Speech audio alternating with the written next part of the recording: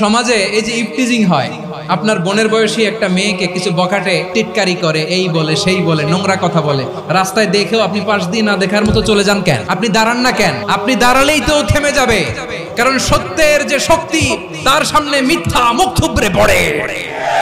আপনার সামনে ও কিছুই না, নাথিং।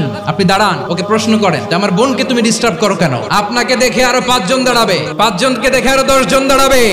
আমাদের নীরবতা আর আমাদের নিশ্চুপ থাকাই জালিমদেরকে আরো শক্তিশালী জালিম বানিয়েছে। টেন্ডারবাজি, চাঁদাবাজি, দুর্নীতি, অপরাধ, দখলদারিত্ব, মজুদদারি, এগুলো সব কিছু একসাথে প্রতিরোধ করতে হবে, ঠিক কিনা বলেন? এই যে নতুন বাংলাদেশের এক সুযোগ এসেছে, আর জীবনে হয়তো আসবে। আসুন দেশটাকে আমরা সাজাই, আসুন আমরা এক দল আরেক দলকে নিশ্চিহ্ন করার যে রাজনীতি, এটা বন্ধ করি। সব দলের প্রতি আমার আহ্বান, আল্লাহর শপথ নিয়ে বলি, এই নাসিহাত গুলো সবার জন্য, সব দলের জন্য, সব মতের মানুষের জন্য। আমরা কোনো দলের প্রতি মানুষকে ডাকি না।